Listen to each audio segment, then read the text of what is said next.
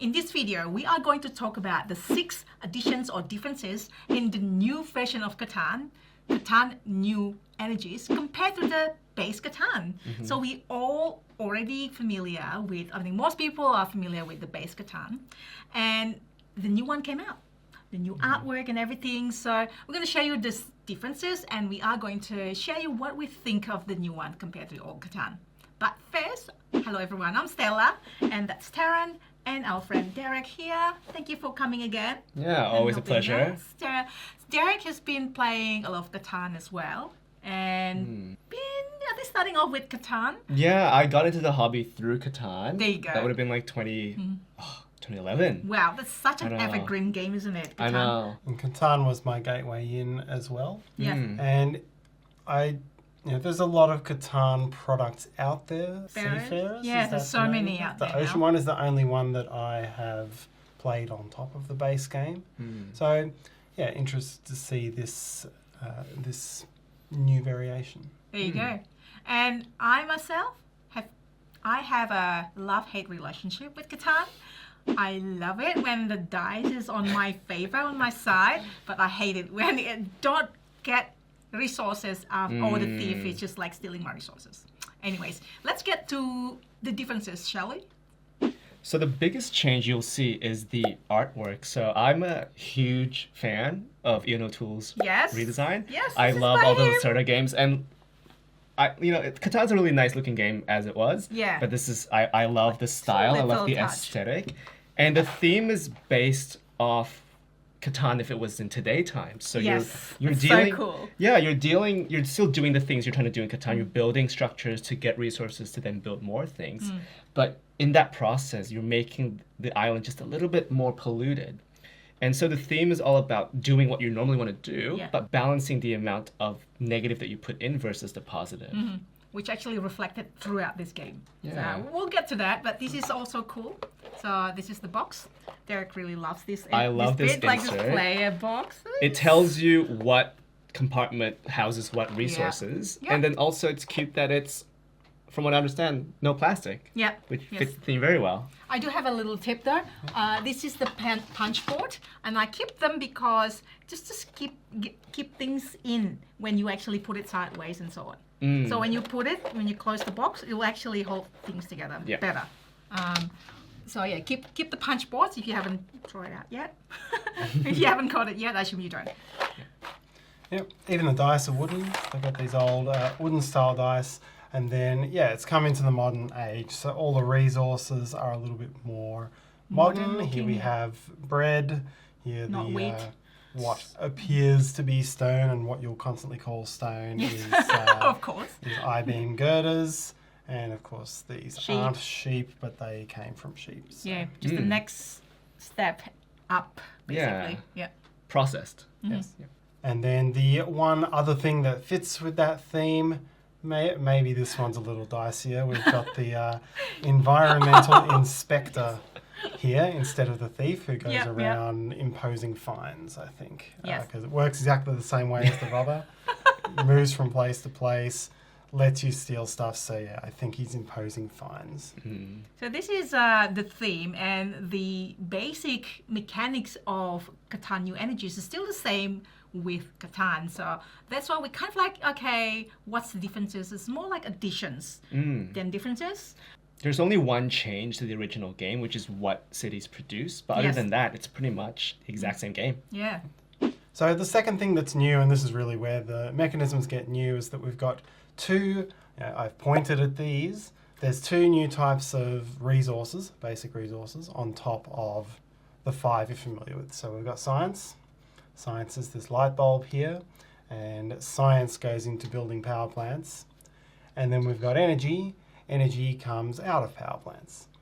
And so the science cards, they will go in your hand. They'll form part of your hand the way they always do. They're a little bit better to trade. You can see it says 3-to-1 on there. So instead of going 4-to-1 when you're trading with the bank, you're going 3-to-1.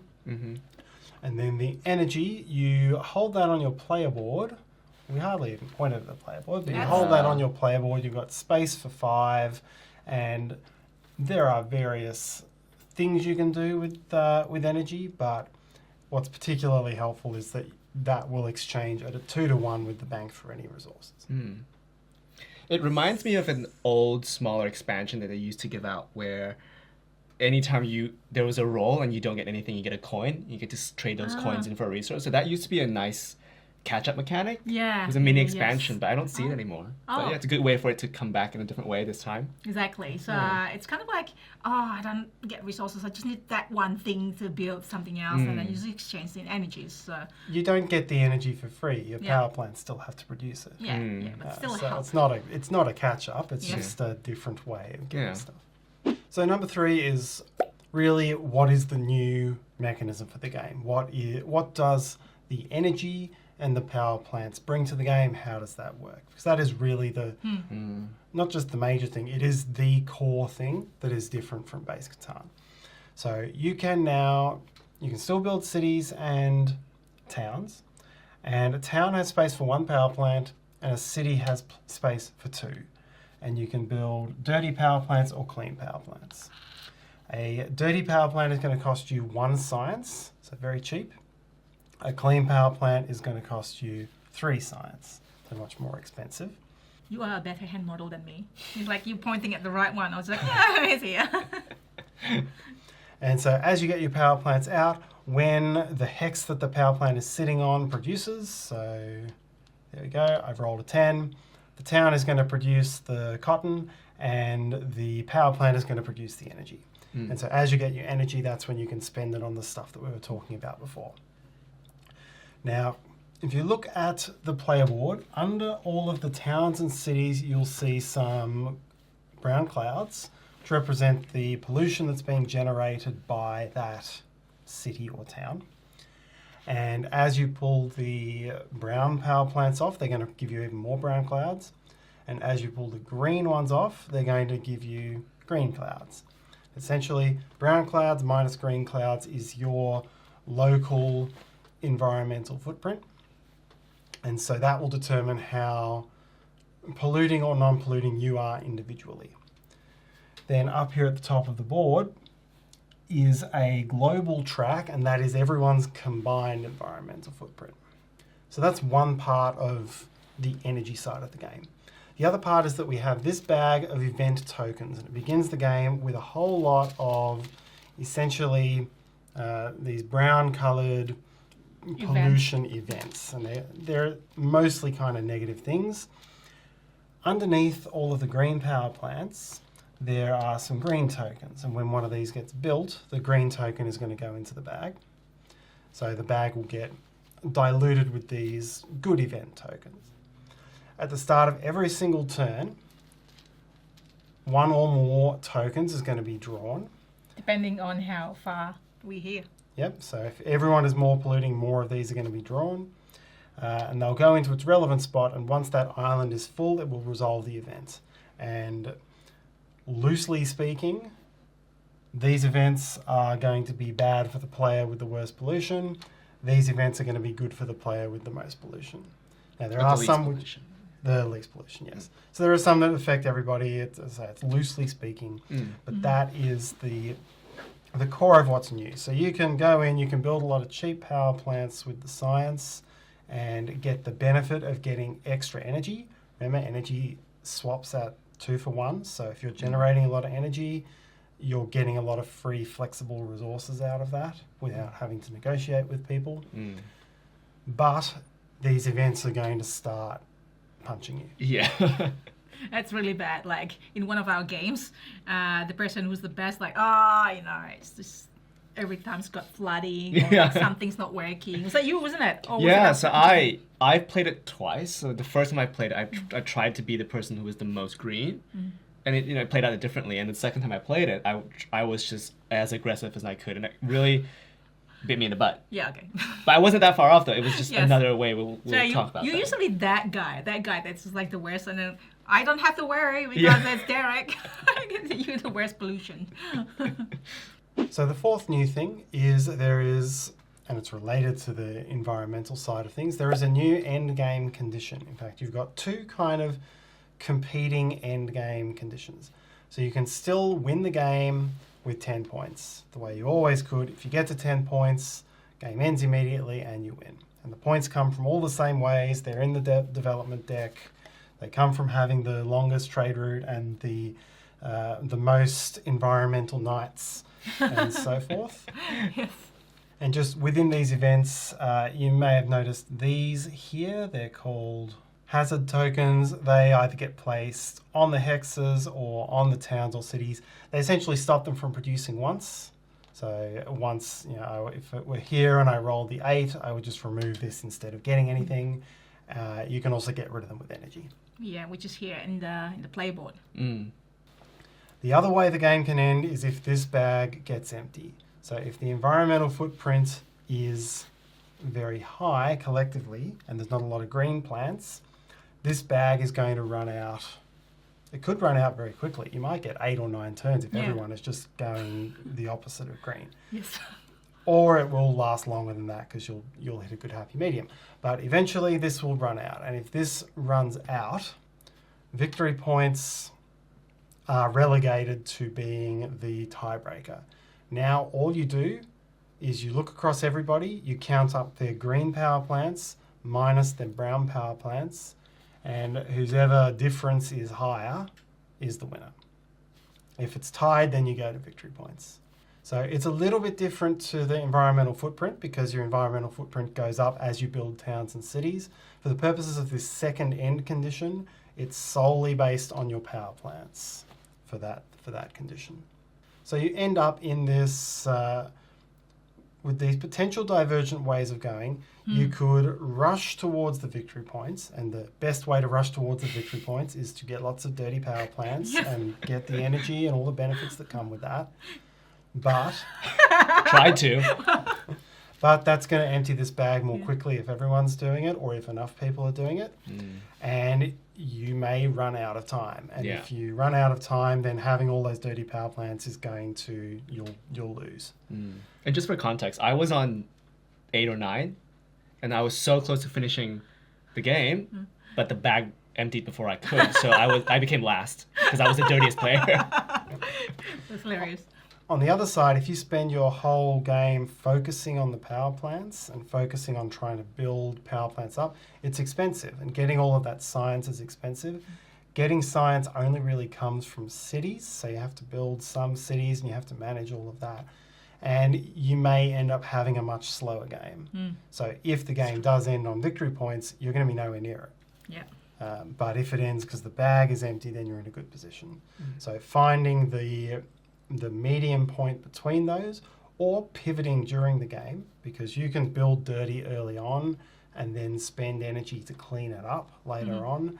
That can often be the pace that you want to be nimble to do. Great strategy there from Tarrant, although it's kind of like easier to say than done.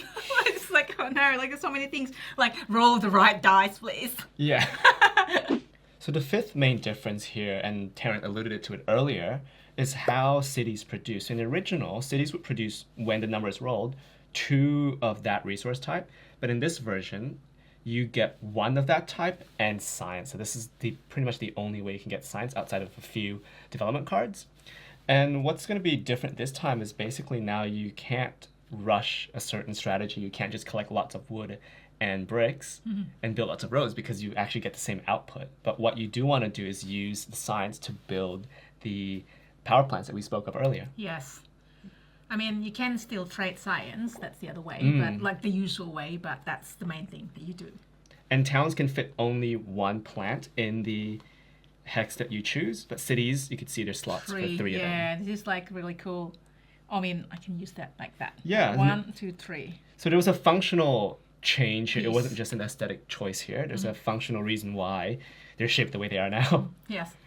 The 6th edition is upgradable power in your player board. I mean, it's all symmetrical, but remember how I complained about the dice roll? I mean, why am I here? Catan is all about dice roll. So the thief, whenever the roll is 7, always go around and stealing players' resources. Now, this is the one that you can upgrade by spending 2 energy, and you flip it, and the thief will only come and steal your hand if it's over 10 rather than 7. So. Yeah, it gives you that little bit of extra flexibility to hold more cards, especially because there's more types of cards now as well. Yes. Like I really I really need to collect this amount to build the cities. I'm like, oh no, it comes and steal my cards. Well, at least, you know, this is an option to keep your cards more. Yeah, in the game that we played, because there were 4 players, we were generating so many cards that when it was on my turn, I rolled a 7 and I lost half my cards. That happened to me 3 times. I should have just upgraded it, but I was like, surely I'm not gonna happen 3 times. Are you rubbing it on me because I don't get resources, I don't get steal? So. Well, it's all lost anyway, so. Fine. I just want to chime in though. I know we said 6 differences, but one thing that I really hated in the original was the Monopoly card. I hated the feeling of getting 6 wood between my turns and it's all gone. Especially when someone asks you, so what do you have? Yeah. And then it's all gone. So depending how you feel, that card is gone. It's not in the development deck. No more. Everything else is still the same. The knights are called cleanups. Cleanups, They're called cleanups, but they work exactly the same way. Yay! With the addition to either kicking the environmental inspector out or clearing all hazards. So celebration. No, the take that card is gone. Oh, yes. Yes, like thank goodness. Celebration. Thank you very much. Those are the top 6, plus a direct bonus of what new energies bring to Catan. So what do you think? Let us know in the comments. Maybe you have played this. What do you think compared to the old Catan? Maybe now you want to try new energies. Go for it and let us know what you think in the comments. So what do we think? What all of us 3 think of this new Catan compared to the original Catan? Well, so I've played a lot of Catan variants. When I used to play a lot of it, I tried all of them. I tried the pick up and deliver one that was a train game. But what's interesting about this is it's still the same experience, but with almost like a change to the meta. Like you can't just rush blindly. You really have to be aware of whether or not you can actually get to the finish line, because you don't want to.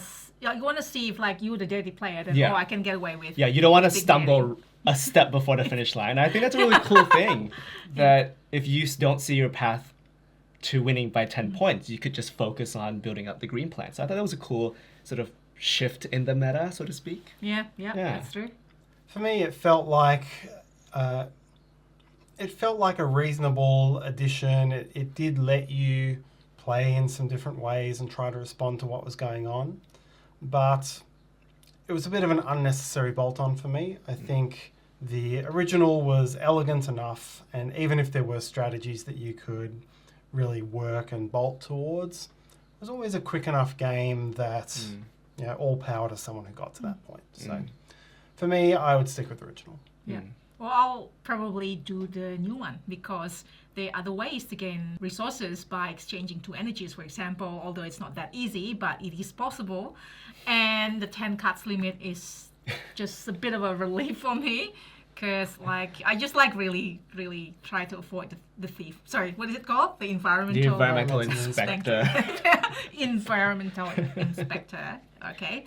So yeah, I think this is a good one to have different endgame conditions as well. Because it's not just 10 points, because you really have to look around, what's everyone doing, like as you said as well. Or how empty is the event bag. Yeah, that's it. Yeah, because it's endgame trigger as well. So those are the top additions or differences of the new Catan. What do you think? Let us know in the comments. If you enjoyed this video, please help us like the video, subscribe for more videos like this. Thank you so much again for coming, Derek, and hopefully you have a great day. See you next time.